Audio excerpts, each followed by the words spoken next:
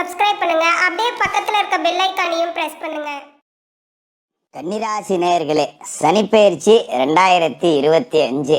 இதுவரைக்கும் சனி உங்களோட ராசிக்கு 6வது வீட்டில் இருந்தார். ருணரோக சத்துருஸ்தானம் அப்படிங்கிறது ரொம்ப அற்புதமான ஒரு இடத்துல தான் சனி இருந்தார். இப்போ உங்களோட ராசிக்கு 7வது வீட்டுக்கு சனி போகிறார். அதாவது கண்டச்சனி, கண்டக சனி அப்படின்னு சொல்லுவாங்க, கலத்தர சனி அப்படின்னு கூட இதை சொல்லலாம், சப்தம சனி அப்படின்னு சொல்லலாம். இந்த 7ஆம் இடத்துக்கு சனி போகிறார் அப்படிங்கிறப்ப என்ன நடக்க போகுது அப்படிங்கிற எதிர்பார்ப்புகள் கன்னிராசிக்காரர்களுக்கு நிறையா இருக்கும். சனி இதுவரைக்கும் இருந்த 6ஆம் வீடு அப்படிங்கிறது அற்புதமான ஒரு வீடு. அதே நேரத்தில் சனி பார்வை அப்படிங்கிறது இதுவரைக்கும் ராசிக்கு 12, 3, 8 இந்த 3 வீட்லேயுமே விழுந்துச்சு. அப்போ ருணரோக சத்துருஸ்தானம் அப்படிங்கிற நல்ல இடத்துல சனி இருந்திருப்பாரு. ஓரளவுக்கு எதிரிகளோட தொல்லை அப்படிங்கிறது நீங்கி இருக்கும். கடங்கண்ணி கொஞ்சம் அடைச்சிருக்கலாம், ஃபுல்லாக அடைக்கலை அப்படின்னாலும் ஓரளவுக்கு அடைச்சிருக்கலாம். விரயஸ்தானத்தை சனி பார்த்து நிறைய விரய செலவுகள் அப்படிங்கிறதையும் கொடுத்துருப்பாரு. இந்த விரய செலவுகள் மூலமாக 10 ரூபா கடனும் வந்திருக்கும். அது சுப விரய செலவுகளாக இருந்திருக்கும். ஆனால் கொஞ்சம் ஆழம் தெரியாமல் காலையும் விட்டுருப்பீங்க. ஒரு வீடு கட்டணும் அப்படின்னா கொஞ்சம் நாம் ஒரு 10-15 லட்ச ரூபா பட்ஜெட் போடுறோம்னா அது 20 லட்சத்தில் கொண்டு விட்டுருக்கோம்.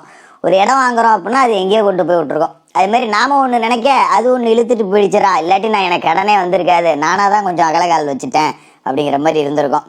அதுமாரி 3ஆம் வீட்டை சனி இவ்வளோ நாள் பார்த்தாரு இல்லையா, சகோதர வர்க்கத்தோட ஆதரவு இல்லை. அவங்க நல்லா இருக்கணும்னு நான் நினைக்கிறேன், நான் நாசமாக போகணுன்னு தான் அவங்க நினைக்கிறாங்க அப்படிங்கிற மாதிரி தான் இருந்திருக்கும்.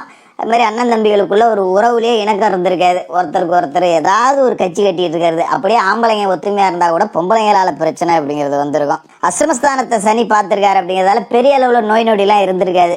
ஏதோ ஆசுபத்திரி செலவுங்கிறது வந்துச்சு, ஏதோ ஒரு 1000-2000 போயிடுச்சு. பெருசாக பிரச்சனை, ஒரு மருத்துவ செலவு, ஒரு சிகிச்சை, ரண சிகிச்சை அந்த அளவுக்குலாம் போகல. சரி, இப்போ சனி வர்ற இடம் நல்ல இடமா கெட்ட இடமா ஜோசியரே அப்படின்னு கேட்டிங்கன்னா, 6ஆம் இடம் அப்படிங்கிறத விட 7ஆம் இடம் அப்படிங்கிறது சுமார் தான். கண்டக சனி அப்படிம்போம். 7ஆம் இடத்துல சனி வரார் அப்படிங்கும்போது குடும்ப உறவுகள் அப்படிங்கிறது கொஞ்சம் பாதிக்கும். ஆனால் அது உங்களுக்கு பெருசாக தெரியாது. ஏன்னா 7ஆம் இடத்துல ராகு இருந்துக்கிட்டு இவ்வளோ நாள் கணவன் மனைவி உள்ள பிரச்சனையை தான் கொடுத்துக்கிட்டு இருக்காரு. காதல் உறவுகளில் பிரச்சனையை தான் கொடுத்துக்கிட்டு இருக்காரு. வீட்டுக்குள்ளே கணவன் மனைவிக்குள்ளே எப்போ பார்த்தாலும் பிரச்சனை அப்படிங்கிறத ராகு கொடுத்துக்கிட்டு இருந்தார். இப்போ அந்த இடத்துக்கு சனி போகிறார் அப்படிங்கிறப்ப ராகு அளவுக்கு சனி அப்படிங்கிற ஒரு தொந்தரவு கொடுக்க மாட்டார். ஏதோ பிரிஞ்சு சும்மா கோச்சிட்டு போன வீட்டுக்காரம்மா இப்போ வீட்டுக்கு வந்துருச்சு, வீட்டில் இருந்து தொந்தரவு கொடுத்துக்கிட்டு இருக்கு அப்படிங்கிற நிலைமை தான் இருக்கும். பெரிய அளவில் பாதிப்பு அப்படிங்கிறதெல்லாம் இருக்காது. அதனால் நீங்கள் பயப்பட வேண்டியதில்லை. சரி, இந்த கண்டக சனி வேறு என்ன செய்யும், நம்ம எதெல்லாம் கொஞ்சம் கவனமாக இருக்கணும் அப்படின்னு பார்த்தீங்கன்னா, 7ஆம் இடம் அப்படிங்கிறது சப்தமஸ்தானம். வாழ்க்கை துணை, மனைவியோ கணவனோ, ஆணுக்கு மனைவி, பெண்ணுக்கு கணவன், கூட்டு தொழில், தொழில் கூட்டாளிகள் இவர்களை குறிக்கும். அது மாதிரி நண்பர்களை குறிக்கும். இந்த இடத்த சனி வரார் அப்படிங்கிறப்ப இந்த ஆதிபந்தம் எல்லாமே கெட்டு போகும். அப்போ குறிப்பாக குடும்ப உறவுகளில் விரிசல் இல்லாமல் நம்ம பார்த்துக்கணும். வீட்டில் ஏதாவது சண்டை சச்சரவு அப்படின்னா சரிப்போ அப்படின்னு கொஞ்சம் நாம் விட்டு கொடுத்து போகிறது நல்லது. அது மாதிரி சில பேருக்கு குடும்பத்தை பிரிஞ்சு வெளியில் வேலை பார்க்க வேண்டிய சூழல் இருந்தது அப்படின்னா கிளம்பி போயிடுறது நல்லது. அந்த மாதிரி வாய்ப்பு அப்படிங்கிறது கிடைக்குது அப்படின்னாலே இந்த கண்டசனி காலகட்டத்தில் அது ஒரு வரப்பிரசாதம் தான்.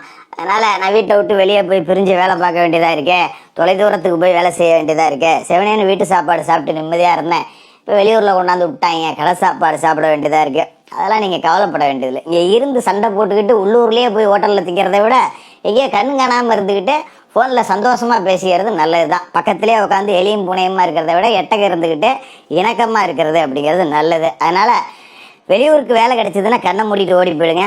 அதுமாரி வெளிநாடு தொடர்பான வாய்ப்புகள் வரும், அதை பயன்படுத்திக்கணும். இப்போ மாமா ஒருத்தன் இருக்கான், மச்சான் ஒருத்தன் இருக்கான், ஒரு சிங்கப்பூர் போகலான்னு இருக்கேன், துபாய் போகலான்னு இருக்கேன், விசா எடுத்து அனுப்புகிறேன்னா ஃப்ரெண்டு ஒருத்தன் போயிருக்கான், கூப்பிட்டுக்கிறேன்னு சொன்னான். 2 பேரும் ஒன்றா தான் படித்தோம், ஒரே வேலையில் தான் இருக்கோம், அவன் கூப்பிட்டுக்கிறேன்னு சொன்னான்னா கண்ணை மூடிட்டு ஓடி போயிடுங்க. அதை பற்றி தப்பு கிடையாது. இந்த மாதிரி வாய்ப்புகள் வரும், அதை பயன்படுத்திங்க.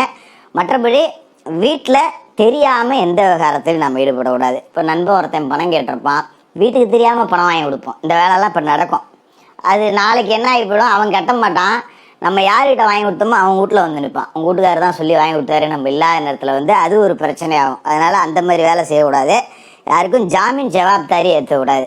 அது மாதிரி கூட்டு தொழில் முடிஞ்ச வரைக்கும் 10 ரூபா முதலீடு போட்டு தொழில் செய்கிறீங்க அப்படின்னா நம்மக்கிட்ட இப்போ இந்த மாதிரி தூண்டும், இன்னும் கொஞ்சம் காசு போட்டால் தொழிலை பெருக்கலாமே, காசு இல்லாமல் போச்சே, சாதிச்சு காமிச்சிருப்பேன், இன்னொரு 5 லட்சம் இருந்தா அப்படின்னு நமக்கு தோணும்.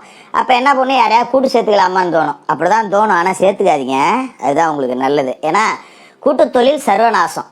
கூட்டு தொழிலில் ஏற்கனவே இருக்கேன், கூட்டாளியோட இருக்கேன்னா கூடுமான வரைக்கும் சனிப்பயிற்சிக்கு முன்னாடியே பிரிச்சுக்கிறது நல்லது. இந்தப்பா இது உனக்குப்பா, இந்தப்பா இது எனக்குப்பா அப்படின்னு சொல்லிட்டு பிரிச்சுக்கிட்டு அவங்கவுங்க புலப்பாக்குறது அப்படிங்கிறது தான் நல்லது.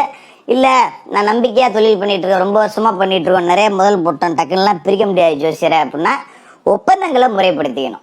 இந்த இத்தனை வருஷத்துக்கு நாம் ஒன்றா சேர்ந்து தொழில் செய்கிறோம், இது இத்தனை % உனக்கு, இத்தனை % எனக்கு, இது என் வேலை, இது உன் வேலை அப்படிங்கிற மாதிரி எல்லாத்தையும் ஒப்பந்தங்களாக எழுதிக்கிறது அப்படிங்கிறது தான் நல்லது.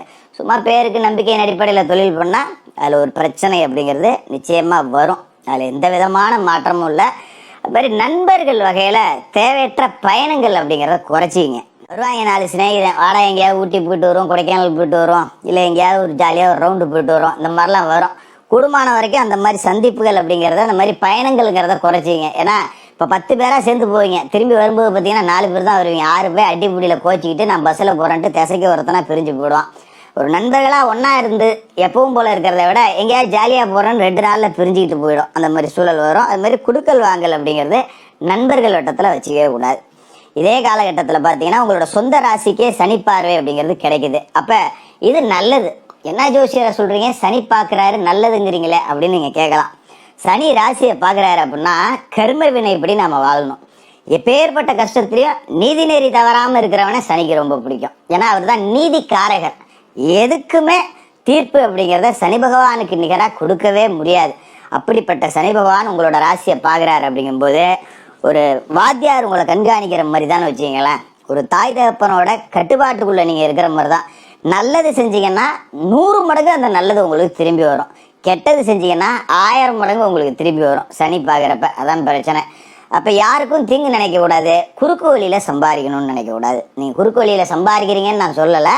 அப்படி வாய்ப்பு வரும், ஏற்றுக்காதீங்க. குறிப்பாக அரசு துறையில் இருக்கிறவங்க இந்த லஞ்சம் வாங்குறது, கையூட்டு வாங்குறது, இந்த சாமானியர்களை அலகழிக்கிறது, இந்த மாதிரி வேலைலாம் வச்சு கூடாது. நம்ம வாங்குகிற சம்பளத்துக்கு நம்ம வேலை செய்யணும். ஒருத்தன் வராங்களா, அங்கேருந்து நீங்கள் கவர்மெண்ட் ஆஃபீஸ்லாம் பார்த்துருக்கலாம். ஒரு முதியோர் பணத்துக்கு வருவாங்க, நடையாக நடப்பாங்க, அவங்கெல்லாம் அலைய விட்டுக்கிட்டே இருப்பாங்க. இந்த மாதிரி நேரத்தில் நீங்கள் அவங்களுக்கெல்லாம் உதவி செஞ்சீங்கன்னு வச்சிங்களேன், மாற்றுத்திறனாளிகள், முதியோர்கள், இவங்க ஒரு வேலையாக உங்ககிட்ட வராங்க அப்படின்னா அதை முடிச்சு கொடுத்தீங்க அப்படின்னாலே சனி உங்களை அப்படியே தூக்கி உச்சத்தில் வைப்பார். 4 ப்ரமோஷன் அடிப்பார், 1 2லாம் கிடையாது. இதே காலகட்டத்தில் சனி பார்வையில் நாம் நன்மை செஞ்சால் நன்மை அப்படிங்கிறது 100 மடங்கு நமக்கு திரும்பி வரும். அதேமாரி சனி உங்களோட ராசிக்கு 4வது வீட்டை பார்க்குறார். அம்மாவோட ஸ்தானம், சுகஸ்தானம் அப்படிங்கிறது அதுதான், தாயாரோட ஸ்தானமும் அதுதான். சொந்த உடல் ஆரோக்கியத்தை கொஞ்சம் பார்த்துக்கணும். தேக ஆரோக்கியத்தில் பிரச்சனையை கொடுப்பாரு. நல்லா கூடுமான வரைக்கும் மாமிச உணவுகளை குறைச்சிக்கணும், எண்ணெய் காரம் கொழுப்பு மசாலாவை குறைச்சிக்கணும். அதேமாதிரி உஷ்ணம் தொடர்பான பிரச்சனைகள் வரும். அதுக்கு சனிக்கிழமை நல்லெண்ணெய் தேய்ச்சி நீராடணும். மாசத்துல 1 நாளாவது நீங்கள் சனிக்கிழமையில நல்லெண்ணெய் தேய்ச்சி நீராடுங்க. சனி குளிர்ச்சி அடைவார், உங்களையும் குளிர்ச்சிப்படுத்துவார். அது மாதிரி 9ஆம் இடத்துல சனி பார்வை விழுது அப்படிங்கிறப்ப சொந்த வீடு கட்டுறதுல தடை வரும். சொந்த வீடு கட்டணும்னு முயற்சி செஞ்சீங்கன்னா தடங்கள் வரும். அப்போ ஒரு 2.5 வருஷத்துக்கு சொந்த வீடு அப்படிங்கிறத எட்டி பார்க்காதீங்க. இது மாதிரி தந்தையாரை கொஞ்சம் கவனமாக பார்த்துங்க. தந்தைக்கும் மகனுக்குமான பிரிவினை வரும். அதனால எதாக இருந்தாலும் அப்பாட்ட ஒரு வார்த்தை கேட்டு செய்யுங்க. எப்பா இது செய்யலாமா அப்பா அப்படின்னு கேட்டுட்டு செய்யுங்க. அவர் வந்து உங்களை தடுக்கிறாரோ தடுக்கலையே அது ஒரு விஷயம், பரவாயில்ல, புள்ள நம்மள்ட்ட கேட்டுட்டு தான் செய்கிறான் அப்படிங்கிற மாதிரி இருக்கும். அது மாதிரி தந்தையார்கிட்ட இருந்து ஒரு ஆதரவு அப்படிங்கிறதையும் நீங்கள் எதிர்பார்க்கணும். அப்படின்னா விட்டு கொடுத்தான் போகணும். இந்த இடத்தெல்லாம் சனிப்பாறை விழுவுது அப்படிங்கும்போது மேற்கண்ட நான் சொன்ன விஷயங்கள் எல்லாத்தையும் செஞ்சீங்கனாலே நல்லபடியாக இருக்கும். யாருக்கும் தீங்கு நினைக்காம நம்ம உண்டு நம்ம வேலை உண்டு அப்படின்னு இருக்கணும். குறுக்கு வழி பணங்கள் அப்படிங்கிறது நிறையா வரும். ஆனால் அதை எல்லாமே ஏற்றுக்காதீங்க. இது நமக்கு நல்லதில்லை அப்படின்னு நினச்சிட்டு கடந்து போயிட்டு 10 ரூபா சம்பாதிக்கிறோமா, இந்த 10 ரூபாக்குள்ளே நம்ம சிக்கனமாக வாழ்வோன்னு கை பணத்தை எண்ணி எண்ணி செலவு பண்ணிவிட்டு அதில் ஒரு 2 ரூபா யாராவது ஏழைப்பாளைகளுக்கு உதவி அப்படிங்கிறத செஞ்சீங்கன்னா இந்த கண்டசனியே உங்களை உச்சத்தில் கொண்டு போய் உட்கார வைக்கும். கன்னிராசிக்காரர்களுக்கு வாழ்த்துக்கள். மேலும் தகவலுக்கு எங்கள் சேனலை மறக்காமல் சப்ஸ்கிரைப் பண்ணுங்கள். நன்றி.